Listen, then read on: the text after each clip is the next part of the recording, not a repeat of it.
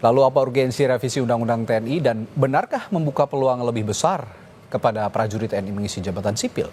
Kita bahas bersama anggota Komisi 1 DPR RI dari fraksi PKB, Syamsu Rizal, dan peneliti imparsial Al-Araf. Selamat malam Bapak-Bapak. Selamat malam, Assalamualaikum Waalaikumsalam warahmatullahi wabarakatuh. Selamat malam Mas, Assalamualaikum warahmatullahi wabarakatuh. Baik, saya ke Pak Rizal dulu. DPR kan tetap melanjutkan pembahasan nih Pak Rizal. Revisi Undang-Undang TNI juga tetap dibahas, meskipun banyak sekali resistensi dari publik begitu. Alasannya apa nih, Pak Rizal? Pertama-tama terima kasih banyak Mas Radi, Mas Al-Araf, terima kasih banyak. Yang pasti Undang-Undang TNI ini, usul revisinya ini sudah berlangsung ya kurang lebih 10 tahun lah. Dari ini adalah warisan dari periode yang lalu yang kemudian dilanjutkan tahun ini dan ini masuk menjadi prolegnas untuk tahun 2025 sekarang. Dan tentu urgensinya itu adalah bagaimana memastikan sumber daya yang ada di TNI dan juga sumber daya yang lain di negara ini bisa sebesar-besarnya dimanfaatkan untuk kesejahteraan masyarakat.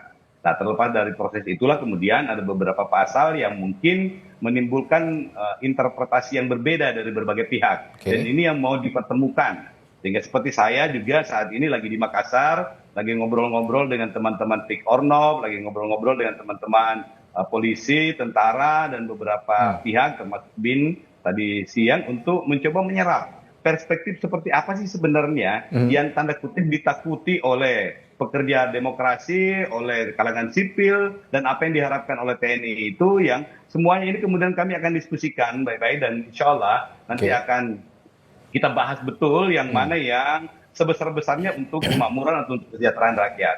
Karena visinya juga kurang lebih sama-sama kita ingin supaya ada percepatan-percepatan dengan kondisi yang begitu dinamis saat ini, kita harus terbuka terhadap berbagai macam peluang dan sumber daya yang dimiliki oleh bangsa ini. Karena Pak Presiden Prabowo juga sudah berkomitmen untuk menggunakan sebesar-besarnya sumber daya yang dimiliki oleh bangsa ini untuk bisa melompat jauh ke depan untuk menyambut Indonesia Emas 2045. Dan semangat inilah yang kemudian mendasari kita untuk menerima revisi ini, kemudian dijadikan sebagai hak inisiatif DPR, dan sedapat mungkin kita juga ingin memberikan banyak catatan-catatan, sehingga pada kesempatan yang kemarin itu, Mas Al-Araf juga bersama dengan teman-teman dari Imparsial, dari Setara, dan dari berbagai kelembagaan lainnya itu memberikan masukannya, kami sampaikan penghargaan dan terima kasih banyak, dan insya Allah akan kami ramu, dan akan kami lanjutkan juga dengan diskusi-diskusi publik. Intinya adalah legal draft yang ada sekarang ini bukan hal yang tabu untuk mendapatkan perbaikan-perbaikan. Tentu dengan berorientasi pada masukan-masukan yang orientasinya sekali lagi itu adalah untuk mempercepat kesejahteraan masyarakat. Demikian.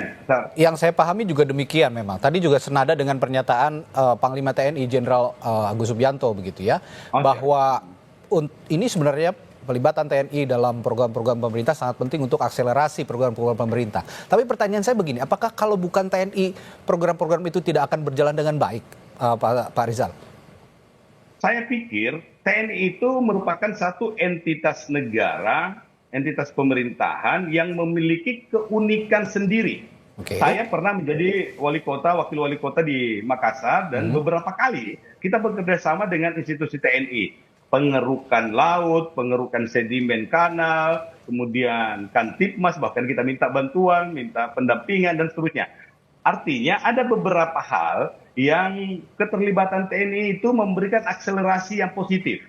Tentu takarannya ini yang kita mau cari, yang mana yang paling pas. Jangan semuanya boleh, karena memang kewenangan utamanya bukan di situ. Tetapi kita ingin supaya kelebihan yang dimiliki oleh institusi TNI itu juga bisa dimanfaatkan dengan baik. Bukan cuma oleh pemerintah, oleh masyarakat, kemudian juga oleh institusi lain, oleh kementerian, oleh polisi, oleh siapa saja yang bisa memanfaatkan secara positif. Kira-kira filosofinya di situ, Mas. Kalau gitu saya ke Bung Araf. Bung Araf, kalau mendengarkan penjelasan Pak Rizal tadi, tidak semua tugas juga diberikan ke TNI. Nah, dengan penjelasan ini apakah Anda masih menutup pintu rapat-rapat untuk TNI berada di dalam pemerintahan? Atau ada perspektif lain jika mendengarkan penjelasan tadi? Ya, memang pada dasarnya pembentukan militer di negara manapun, termasuk di Indonesia dalam TNI adalah memiliki fungsi sebagai alat pertahanan negara. Jadi militer direkrut, dilatih, dan dididik sebagai alat pertahanan negara untuk menghadapi kemungkinan perang. Itu sebagai raison d'être-nya militer. Karena itu Undang-Undang TNI 34 2004 ketika dibentuk adalah untuk memastikan agar TNI menjadi profesional. Kalimat TNI profesional itu diatur di dalam pasal 2 Undang-Undang TNI 34 2004. Apa Oke. yang dimaksud dengan profesional adalah TNI harus menjalankan fungsinya sebagai alat pertahanan negara, TNI tidak boleh berpolitik, TNI tidak boleh berbisnis, TNI harus sejahtera, TNI harus menghormati hak asasi manusia. Itu ditegaskan dalam pasal 2 Undang-Undang TNI 34 2004. Ini berbeda dengan militer pada masa Orde Baru yang diletakkan dalam konstruksi politik, di mana militer pada era itu adalah sebagai tentara politik, tentara pretorian. Tetapi sejak Undang-Undang TNI 34 2004, misi dan keinginan membangun TNI bukan lagi tentara politik, tapi adalah tentara yang profesional. Oke. Apa konsekuensi dari tentara yang profesional yang diatur dalam pasal 2 adalah maka penghapusan dui fungsi TNI. Salah satu yang dihapus dari fungsi TNI adalah TNI tidak aktif, tidak boleh menduduki jabatan sipil. Itu komitmen reformasi, itu mandat reformasi, tidak bisa ditawar-tawar. Supaya apa? Supaya militer benar-benar menjalankan fungsinya sebagai alat pertahanan negara. Setelah Oke. 20 tahun ini, secara normatif aturan itu masih berlaku. Nah, sekarang rancangan undang-undang TNI ingin merubah aturan itu dengan menempatkan TNI aktif di luar di dalam jabatan-jabatan sipil. Ini Ya. sudah pasti akan melemahkan profesionalisme TNI karena secara prinsip pasal 2 Undang-Undang TNI menjelaskan bahwa fungsi utama TNI adalah sebagai alat pertahanan negara, Pertahanan bukan negara. duduk di Oke. jabatan sipil. Dan ketika direkrut adalah sebagai alat pertahanan negara. Ya. Jika dan kalau mereka mau masuk ke dalam jabatan sipil, maka mereka harus pensiun dini dulu. Itu diatur di dalam pasal 47 Undang-Undang TNI 34 2004. Karena itu DPR dan pemerintah tidak perlu pusing untuk menambah jabatan-jabatan sipil lain. Kan secara tegas Undang-Undang TNI udah membolehkan. Ya kalau Oke. mau masuk ke jabatan sipil, pensiun dini dulu. Kalau Oke. Anda masih aktif, berarti Anda mengembalikan dui fungsi TNI. Apa Oke. arti dui fungsi itu adalah ketika fungsi militer itu bukan hanya pertahanan, tapi keluar dari konteks pertahanan. Duduk di jabatan sipil adalah keluar dari fungsi-fungsi pertahanan. Jadi menurut saya DPR sebenarnya cukup sangat memahami apa filosofi rasiologis Undang-Undang 34 2004 adalah untuk memastikan profesionalisme. Oke. Apa yang terjadi sekarang, RUU TNI itu akan membuka ruang mundurnya profesionalisme karena mendorong ke jabatan sipil. Ya. Belum lagi dampak lanjutan ke birokrasi sipil kalau kemudian itu masuk. Itu Mas. Oke, ini kan sebenarnya ada contoh juga ya yang real begitu saat ini di pemerintahan saat ini. Saya contohkan salah satu saja, ada Letnan Kolonel Infantri Teddy Indrawijaya. Ini menduduki jabatan sebagai sekretaris kabinet begitu. Nah, Anda melihat Bung Araf, kedudukan Letkol Teddy ini sekarang sudah berpangkat Letkol, sudah naik pangkat nih. Bagaimana Anda melihat apakah Anda juga mengatakan bahwa ini akan mengganggu birokrasi begitu. Anda melihat dispute-nya di mana? Kedudukan misalnya saja ya, kita mencontohkan Letnan Kolonel Teddy ini. Ya, pengangkatan Mayor Teddy jelas melanggar Undang-Undang TNI 34 2004. Oke. Karena sekretaris kabinet tidak masuk di dalam kementerian ataupun badan yang diperbolehkan oleh Undang-Undang TNI 34 2004. Karena pada waktu itu sekretaris kabinet adalah terpisah dari sekretaris militer dan terpisah dari sekretaris negara. Tapi kemudian dibuat akal-akalan karena yang masuk di Undang-Undang TNI ada sekretaris militer, ditaruhlah di bawah sekretaris militer, sekretaris kabinet tadi itu. Tapi secara prinsip itu tetap melanggar Undang-Undang TNI 34 2004 karena seharusnya mereka harus pensiun dini terlebih dahulu dan itu tidak termasuk dalam Undang-Undang TNI 34 2004. Oke. Dipaksakan diakali ditaruh di bawah sekretaris militer melalui keputusan presiden. Nah, menurut saya ini secara prinsip jelas satu tindakan kontrol sipil subjektif tuh. Pengangkatan Mayor Teddy sesungguhnya bentuk politisasi terhadap TNI itu. Oke. Dengan melakukan upaya memaksakan di sekretaris kabinet. Itu poin pertama, Mas. Oke. Poin kedua, ini akan berdampak buruk dong terhadap internal organisasi TNI. Mas bayangkan, mereka yang operasi di Papua, mereka yang operasi perdamaian di luar negeri, bertahun-tahun, berjenjang karir dari mayor, letkol, kolonel, sampai jenderal. Kenapa mereka yang tidak dipilih sebagai sekretaris kabinet? Padahal jabatan sekretaris kabinet itu jabatan level mungkin setara jenderal 1 atau jenderal bintang 2. Ya, Tapi ya, ya. harus Mayor Teddy, seorang mayor yang harusnya Oke. masih harus mengabdi di internal TNI. Jadi dalam konteks pengangkatan itu ada dampak terhadap organisasi. Karena di dalam TNI itu ada jenjang kepangkatan. Seharusnya pemimpin sipil tidak boleh melakukan kontrol sipil subjektif. Baik. Yang dilakukan adalah kontrol sipil objektif. Ini Oke, terjadi. saya ke Pak Rizal lagi. Pak Rizal, ini tadi Ya, kan ini ya. hanya salah Ya. satu contoh saja ya, Letnan Kolonel Infanteri Betul, ya. TNI ini. Tapi kata Bung Araf tadi, ya ini salah satu bentuk politisasi dari TNI.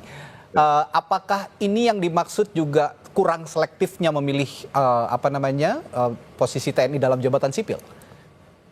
Betul. Jadi apa yang disampaikan oleh Bung Araf tadi, termasuk juga pengangkatan kepala bulog dan Ya, mungkin kepala juga bulog. jabatan yang lain yang tidak terlalu populer, termasuk di BUMN itu adalah bagian dari konsekuensi logis yang diterima, yang mesti kita terima bahwa ada kebutuhan-kebutuhan organisasi yang ternyata oleh Bapak Presiden itu menganggap bahwa bisa diselesaikan kebutuhan itu oleh person di TNI. Yang kemudian Pak Presiden mengeluarkan peraturan Presiden yang mampu memberikan jalan.